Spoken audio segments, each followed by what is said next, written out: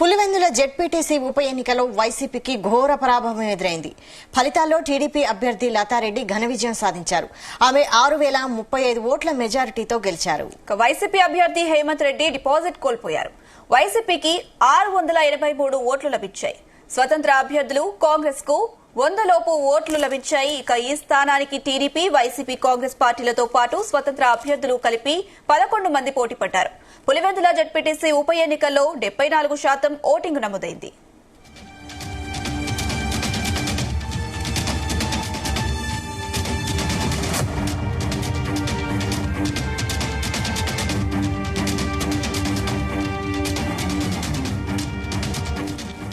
TDP అభ్యర్థిని మంత్రి సవిత అభినందించారు. పులివెందులలో ప్రజాస్వామ్యం గెలిచిందన్నారు. స్వాతంత్ర్య దినోత్సవానికి ఒకరోజు ముందే పులివెందులకు స్వేచ్ఛ లభించిందన్నారు. వచ్చే ఎన్నికల్లో జగన్ పులివెందుల కోటను బద్దలు కొడతామన్నారు. ఈ విజయం కోసం కష్టపడిన కార్యకర్తలకు ఆమె కృతజ్ఞతలు తెలిపారు. ఇప్పటి వరకు పులివెందులలో సెలక్షన్ జరిగిందని, ఇప్పుడు అసలైన ఎలక్షన్ జరిగిందన్నారు బీజేపీ ఎమ్మెల్యే ఆదినారాయణ రెడ్డి.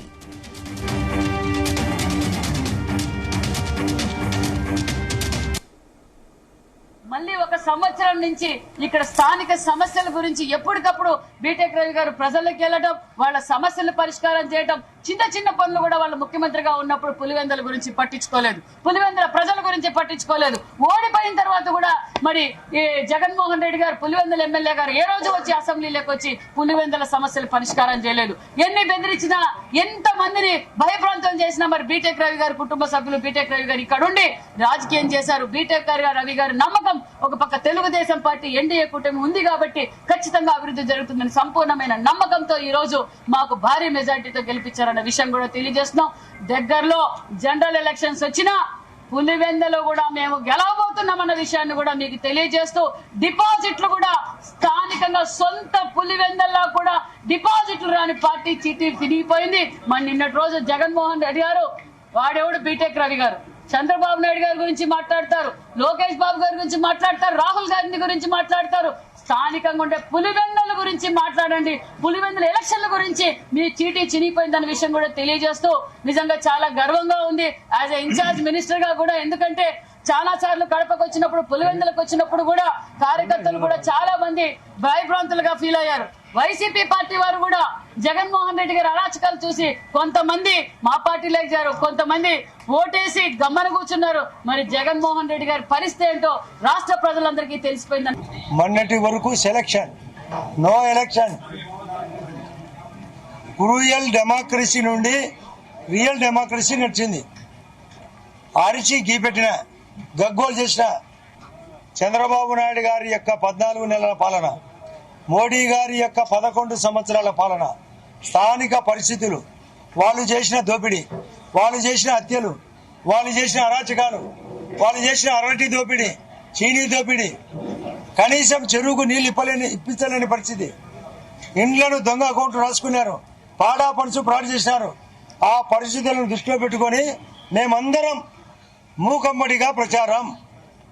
ఇది ప్రజా విజయం.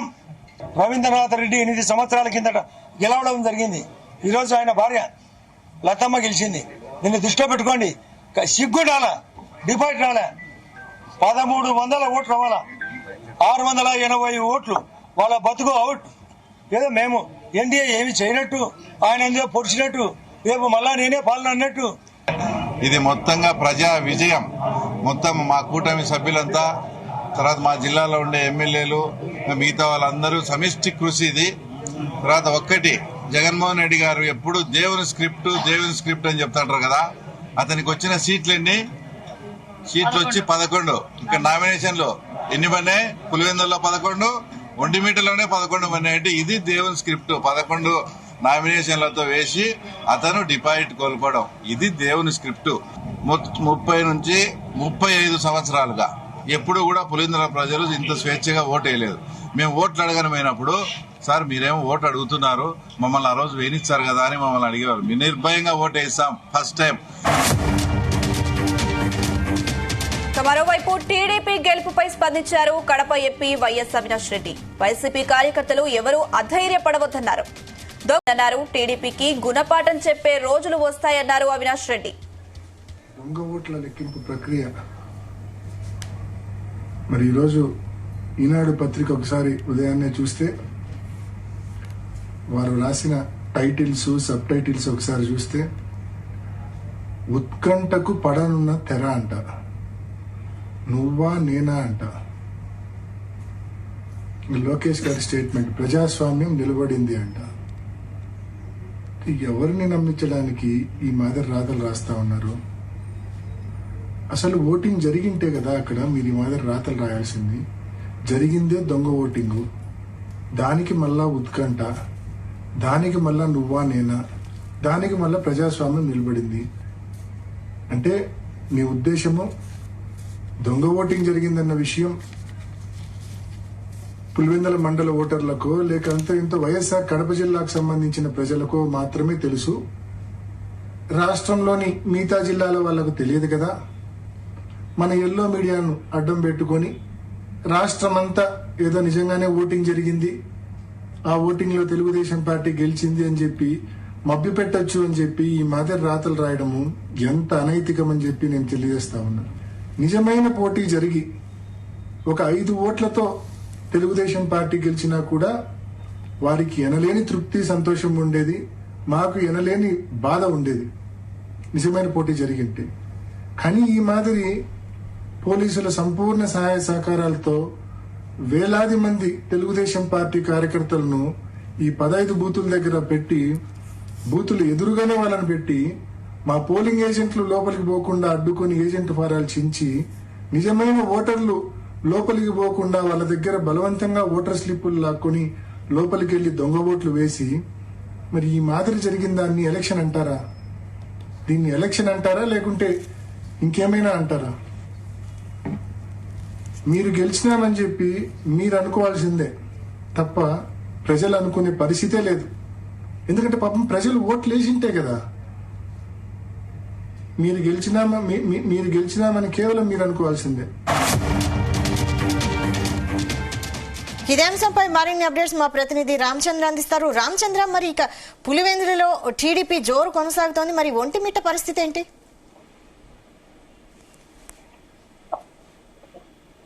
రామచంద్ర హలో రామచంద్ర, పులివెందులలో టీడీపీ జోరు కొనసాగుతోంది, మరి ఒంటిమిట్ట పరిస్థితి ఏంటి?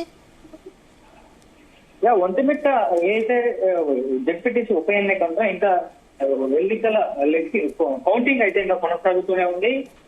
ఇటు పులివెందులు అయితే డిక్లేర్ అయిన నేపథ్యంలో ఇక ఒంటిమిట్ట కోసం అందరూ ఎదురు చూస్తున్నటువంటి పరిస్థితి అయితే ఉంది. గంట క్రితము 3000 ఓట్ల డిఫరెన్స్ లో ఉన్నారు అటు వైసీపీ, టీడీపీ అభ్యర్థులు ఇద్దరు కూడా. 6000 ఓట్లు అయితే ఇప్పటి వరకు టీడీపీ అభ్యర్థి ముద్దుకృష్ణారెడ్డికి వచ్చాయి. అలాగే 3000 ఓట్ల వరకు వైసీపీ అభ్యర్థి ఎలుగంరెడ్డి సుబ్బారెడ్డికి వచ్చాయి. ఇంకా ఒంటిమిట్టకు సంబంధించినటువంటి కౌంటింగ్ ఇంకా కొనసాగుతోంది. మరికొన్ని ఒక హాఫ్ అన్ అవర్ లో అయితే ఒంటిమిట్టకు సంబంధించినటువంటి ఫైనల్ ఫలితం కూడా వచ్చే అవకాశం ఉంది. పూర్తిగా ఎన్ని ఓట్లు పోలయ్యాయి, ఓట్లలో టీడీపీ అభ్యర్థికి ఎన్ని వచ్చాయి, అలాగే వైసీపీ అభ్యర్థికి ఎన్ని వచ్చాయి అని అధికారులు అయితే తెలిపే అవకాశం ఉంది. ఈ నేపథ్యంలో ఒంటిమిట్టలో కూడా టీడీపీ అభ్యర్థి ముందంజలో ఉన్నట్లుగా తెలుస్తోంది. అయితే ఇటు పులివెందుల ఇప్పటికే డిక్లేర్ అయిపోయింది. ఇంకా ఒంటిమిట్ట కూడా అధికారికంగా గెలవడం, డిక్లరేషన్ తీసుకోవడమే తర్వాయి అని చెప్పి తెలుస్తుంది. మొత్తానికి కడప జిల్లాలో ఉప ఎన్నిక జెడ్పీటీసీ హోరాహోరీగా జరిగింది. ఎమ్మెల్యే ఎన్నికలను మరిపించేలాగా ఈ ఎన్నికలు జరిగాయని చెప్పి మనం చెప్పుకోవచ్చు. ఫైనల్ గా అంతిమంగా మాత్రం టీడీపీ 2 సీట్లను కూడా కైవసం చేసుకునే దిశగా అడుగులు వేస్తోంది. ఒక సీటు ఆల్రెడీ కైవసం చేసుకుంది. ఇంకా ఒంటిమిట్టది కూడా అధికారికంగా వెలువడాల్సినటువంటి అవసరం ఉంది. ఇప్పటికే 6000 ఓట్ల మెజార్టీతో ముద్దుకృష్ణారెడ్డి టీడీపీ అభ్యర్థి అయితే ముందంజలో ఉన్నారు. వైసీపీ అభ్యర్థి ముద్దుకృష్ణారెడ్డి వెనుకంజలో 3000 ఓట్లతోనే వెనుకంజలో ఉన్నటువంటి పరిస్థితి ఉంది. ఇంకా సెకండ్ రౌండ్ ఉంది. ఆ సెకండ్ రౌండ్ లో కూడా 10 టేబుల్లో అయితే కౌంటింగ్ చేయాల్సినటువంటి ఉంది. అయితే ఒక సమయంలో మరికొన్ని క్షణాల్లోనే ఈ ఫలితం కూడా వెలువడే అవకాశం ఉంది. అయితే టీడీపీ నాయకులు చెప్తున్నది ఒకటే, ప్రజాస్వామ్యబద్ధంగానే ఎన్నికలు నిర్వహించి ఈరోజు ప్రజలందరూ కూడా తమ పార్టీకి పట్టం కట్టారు, ఘన విజయం సాధించారు అని చెప్పి కూడా చెప్తున్నారు. అయితే జిల్లా వ్యాప్తంగా కూడా ఇప్పటికే టీడీపీ విజయోత్సవాలు అయితే చేసుకుంటూ ఉన్నారు. టపాసులు పేల్చి అలాగే స్వీట్లు పంచుకొని తినిపించుకుంటున్నటువంటి పరిస్థితి. అలాగే చంద్రబాబు నాయుడు కూడా కడపలో కష్టపడి పనిచేసినటువంటి బాధ్యత తీసుకొని పనిచేసినటువంటి వాళ్ళందరికీ కంగ్రాచులేషన్స్ చెప్పినటువంటి పరిస్థితి ఉంది. అందరికీ చెప్పారు ఈ విజయాన్ని ప్రతి జిల్లాలో కూడా విజయోత్సవాలు చేసుకోండి అందరూ కూడా అని చెప్పి కూడా ఇప్పటికే సీఎం చంద్రబాబు కూడా వారికి ఆదేశాలు జారీ చేసినటువంటి. ఎందుకంటే పులివెందుల్లో గెలిచామన్నది టీడీపీ ప్రతి ఒక్క జిల్లాలోనూ ప్రతి ఒక్క మనిషికి వెళ్ళాలి, ఇది తెలియాలి. టీడీపీ ఇంకా పులివెందుల్లోనే గెలిచింది, ఇంకా ప్రతి ఏ ఎన్నిక వచ్చినా కూడా గెలవాలి అన్న ఒక దిశానిర్దేశం చేసినట్లుగా తెలుస్తోంది.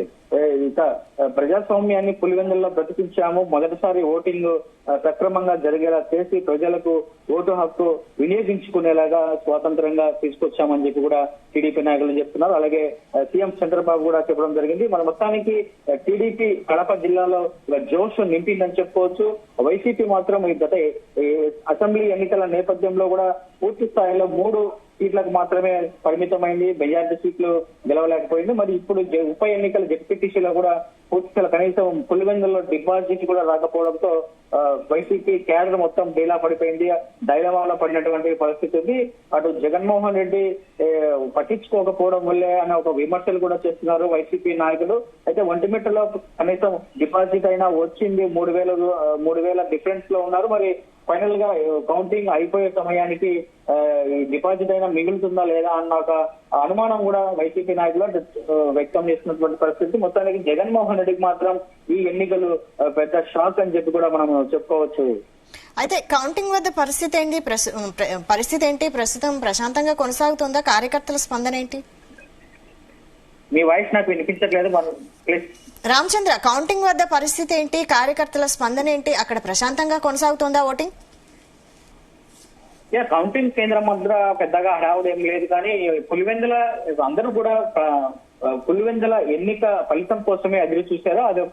అది డిక్లేర్ అయిపోయిన తర్వాత అందరూ కూడా సంతోషం వ్యక్తం చేసి విజయోత్సవాలు చేసుకునేదానికి ఇంకా బయటకు వచ్చేసినటువంటి పరిస్థితి. కౌంటింగ్ కేంద్రం వద్ద ఓన్లీ ఒంటిమిట్ట కౌంటింగ్ ఫలితం కోసం మాత్రమే కొంతమంది రాజంపేట నాయకులు మాత్రమే ఉన్నారు. ఇప్పటికే వైసీపీ బైకాట్ చేసి ఏజెంట్లు రాలేదు కౌంటింగ్ కు, అలాగే వైసీపీ నాయకులు ఎవరు కూడా అక్కడికి వచ్చిన పరిస్థితి లేదు. కనీసం ఈ విజయం పట్ల ఎవరు కూడా స్పందించిన దాఖలాలే. ఒక ఎంపీ అవినాష్ రెడ్డి మాత్రమే పులివెందులలో ఉన్నటువంటి క్యాడర్ కు ఒక సందేశాన్ని ఇస్తూ ఒక వీడియో విడుదల చేశారు.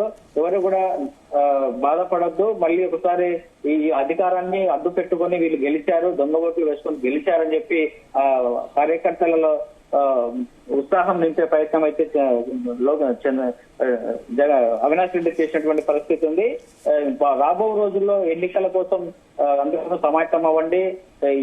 ఈ తరహా ఎన్నికలు మాత్రం ఇంకోసారి జరిగితే సహించేది లేదు. అలాగే వైసీపీ క్యాడర్ అంతా కూడా చాలా మంది శ్రమించారు ఈ ఎన్నికల కోసం. అందరికీ కూడా ధన్యవాదాలు తెలుపుతూ ఎవరు కూడా నిరుత్సాహపడవద్దు, వచ్చే ఎన్నికల్లో రెట్టింపు ఉత్సాహంతో పనిచేసి పార్టీని గెలిపించుకుందామని చెప్పి కూడా ఒక సందేశం ఇస్తూ ఒక వీడియో రిలీజ్ చేసినటువంటి పరిస్థితి ఉంది. కానీ వైసీపీ నాయకులు ఎవరు కూడా ఎవరికి అందుబాటులో లేకపోవడం, ఈ పులివెందుల్లో టీడీపీ విజయాన్ని మాత్రం వైసీపీ నాయకులు జీర్ణించుకోలేకపోతున్నారన్న విషయం అయితే చాలా స్పష్టంగా అర్థమవుతోంది. Anisha, right. Thank you Ramachandra.